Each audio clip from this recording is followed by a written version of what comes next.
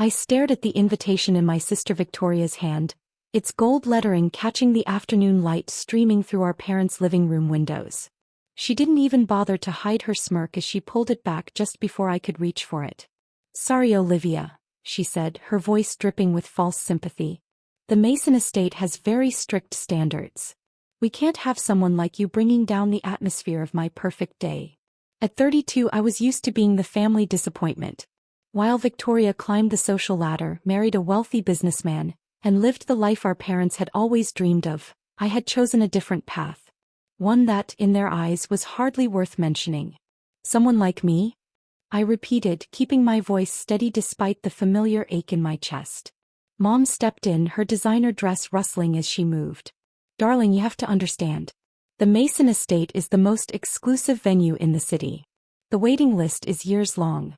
Victoria only got it because of her connections." I bit back a laugh. Connections. Right. The only reason Victoria got the venue was because of the mysterious owner's sudden approval. An owner they had never met. An owner whose identity was carefully hidden behind layers of corporate entities.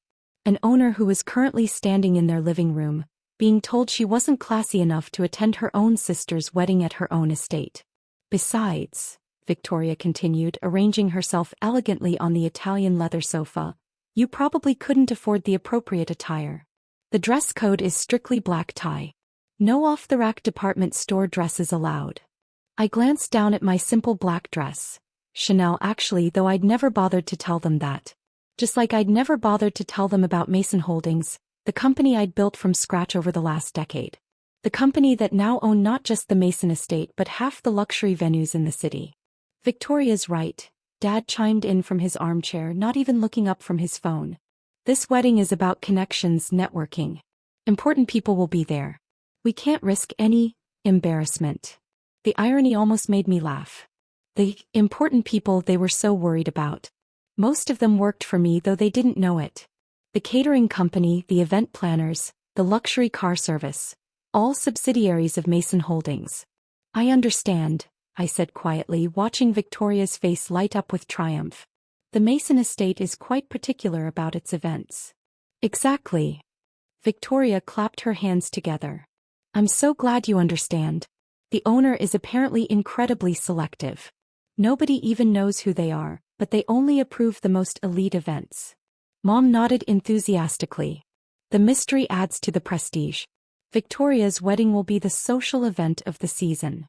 If they only knew that the mysterious owner had approved Victoria's wedding application purely out of curiosity, wondering what kind of sister would host her wedding at her own sibling's estate while excluding her from the guest list. "Well," I said, standing up and smoothing my dress, "I won't keep you from your planning. I'm sure you have lots to do." Victoria barely acknowledged my departure, already deep in conversation with Mom about table settings and flower arrangements.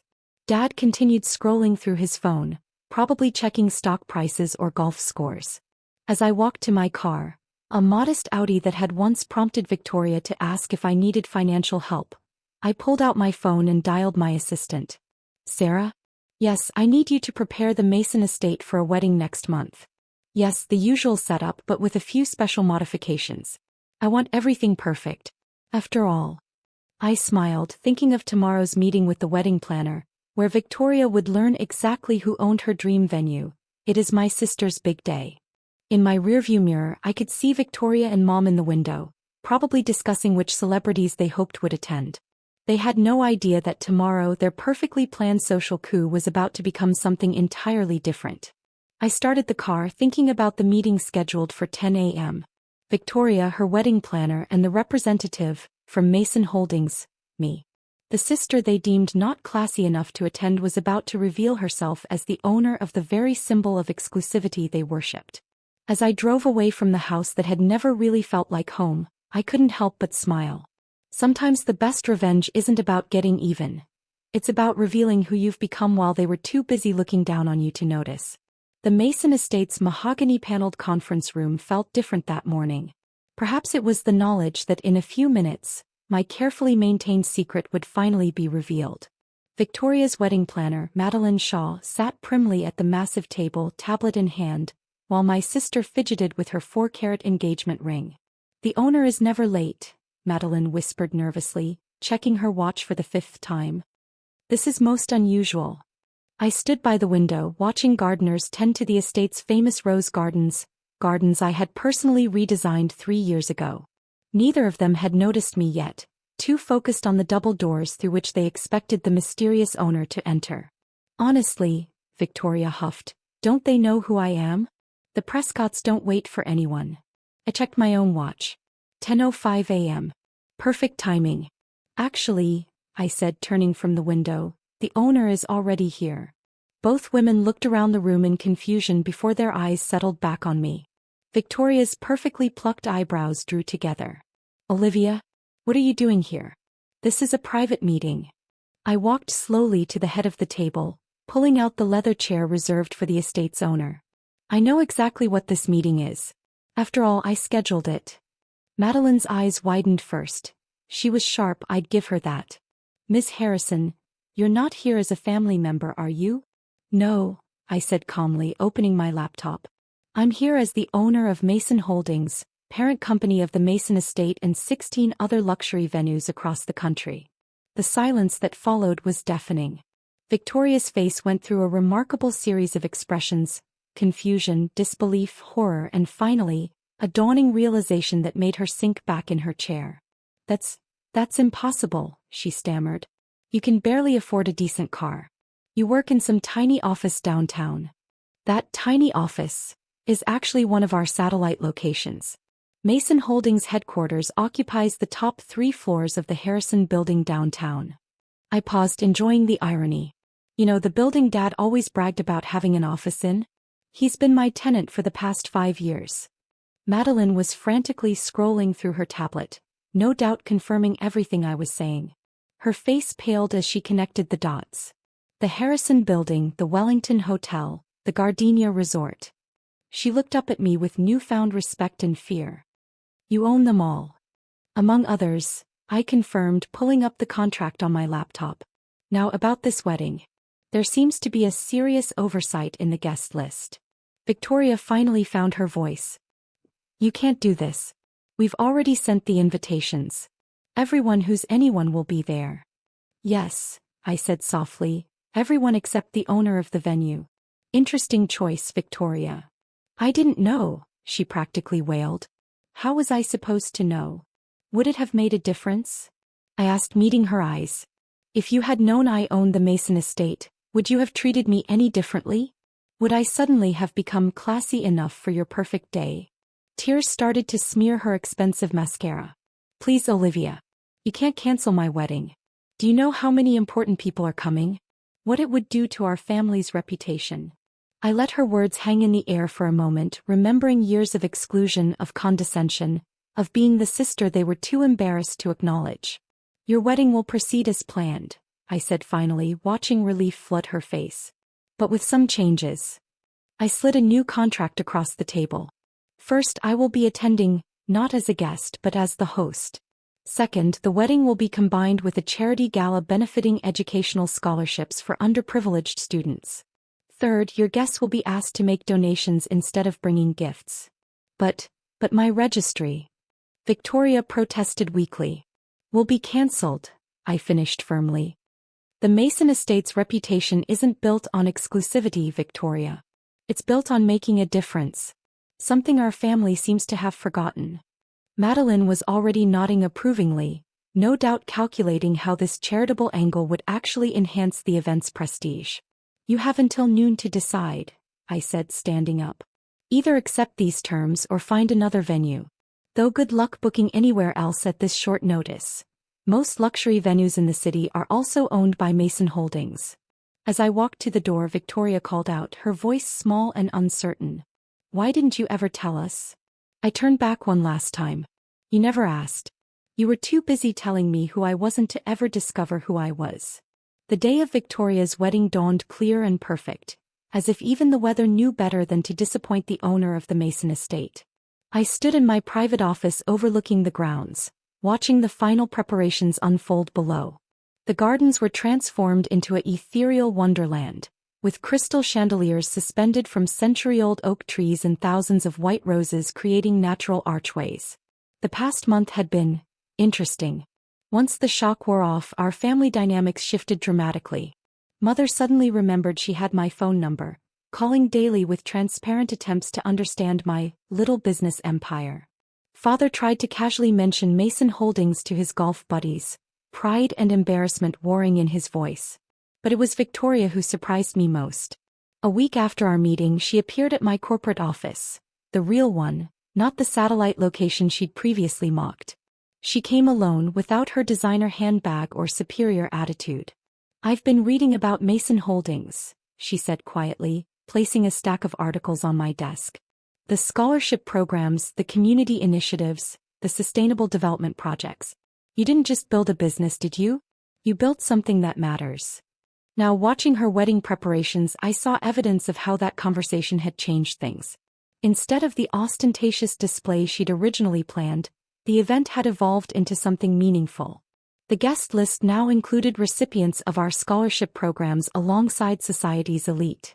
The 5-course menu was being prepared by a catering school we'd founded for underprivileged youth. "Ms. Harrison?" My assistant Sarah appeared at the door. "Your sister is asking for you." I found Victoria in the bridal suite, stunning in her wedding gown but pacing nervously. "Olivia," she turned to me, wringing her hands. "I know I don't deserve this, but would you be my maid of honor?" I blinked in surprise. What about Charlotte? Her best friend had been planning this role for months. "Charlotte cares about being seen at the Mason estate wedding." "You made me see what a wedding should really be about." She swallowed hard. "What family should be about." 2 hours later, I stood beside Victoria as she exchanged vows with her fiancé. The ceremony was elegant but meaningful, each element carefully chosen to celebrate not just their love, but the possibility of making a difference in the world. During the reception, I watched as society's elite mingled with scholarship students, as business tycoons engaged in conversations about community impact rather than profit margins. Mother was actually listening to a young entrepreneur's pitch about sustainable fashion. Father had abandoned his usual business networking to discuss educational initiatives with our foundation's directors. "Quite a transformation," a voice said beside me. It was Madeline, the wedding planner. "Both the wedding and your family." I smiled, watching Victoria laugh with a group of catering students. Sometimes people just need a different perspective. Later that evening, as the celebration continued under the starlit sky, my family gathered in a quiet corner of the garden. "I owe you an apology," Victoria said, her voice thick with emotion. "We all do. We were so busy judging you by our standards that we never saw you were creating better ones." Mother wiped away tears. "All those years we thought you needed our help when you were the one helping others all along."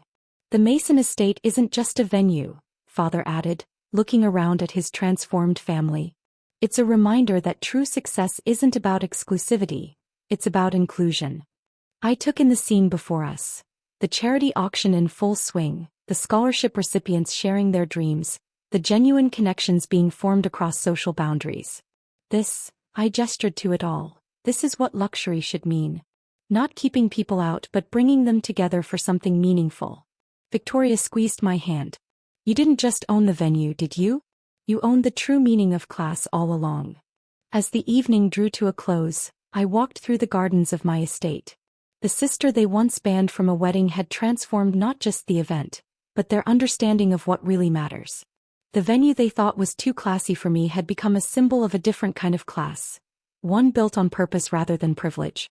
Sometimes I realized the best revenge isn't about proving people wrong. It's about showing them a better way to be right. And as for the Mason estate, its most exclusive feature wasn't its guest list or its price tag. It was its ability to transform not just events but perspectives. In the end, that was the greatest luxury of all. The next morning, I found a note from Victoria on my desk. "Thank you for not just letting me have my wedding here, but for showing me what it means to create something worthy of this place. My sister, the owner of the Mason estate, not because of who she knows but because of who she is." And that, perhaps, was the most valuable ownership of all. The success of Victoria's transformed wedding had unexpected ripple effects throughout the city's elite social circles. Suddenly, everyone wanted their events to have meaning beyond mere ostentation. The Mason estate's booking requests doubled, but with a new twist: Each potential client now had to present a charitable component to their event. But the most significant changes happened within our family's private dynamics. A week after the wedding, Mother called an unexpected family meeting at her house. As I pulled up in my modest Audi, which I still kept despite now owning a fleet of luxury vehicles, I noticed something different. The usual judgment in her eyes was replaced with something that looked suspiciously like respect. "I've been doing some thinking," she announced once we were all seated in the formal living room, "about how we've been defining success in this family." Victoria, still glowing from her honeymoon, sat beside me instead of maintaining her usual strategic distance. Father had abandoned his usual position behind his newspaper to actually engage in the conversation. "When Olivia left Anderson & Co., Mother continued, her voice wavering slightly, "I thought she was throwing away everything we'd worked for. The connections, the social standing, the family name." I remembered that day clearly, the disappointment in their faces, the lectures about responsibility and tradition, Victoria's smirking certainty that I'd come crawling back within months. But while we were busy maintaining appearances, Mother's voice grew stronger. Olivia was building something extraordinary. Not just successful but meaningful. Father cleared his throat uncomfortably. "I've been looking into Mason Holdings' business model," he admitted. "The way you've integrated social responsibility with luxury services. It's revolutionary. My colleagues at the firm can't stop talking about it." The same colleagues who used to ask if you needed to start a college fund for your struggling daughter? I couldn't resist asking. He had the grace to look embarrassed. "I deserve that. We all do." Victoria leaned forward, her designer dress rustling. "Do you know what my guests keep talking about? Not the flowers, not the food, not even the estate's exclusivity. They keep talking about the scholarship students they met, the connections they made, the difference they felt they were making. That's what Mason Holdings was always about," I explained, finally able to share my vision with my family. "Luxury shouldn't be about keeping people out. It should be about lifting people up." I told them about the early days, working from a tiny apartment, reinvesting every penny, carefully building my network while maintaining anonymity. How I'd spotted the opportunity to buy the struggling Mason estate when no one else saw its potential. How I'd transformed it from a stuffy, exclusive venue into a place where meaningful connections could flourish.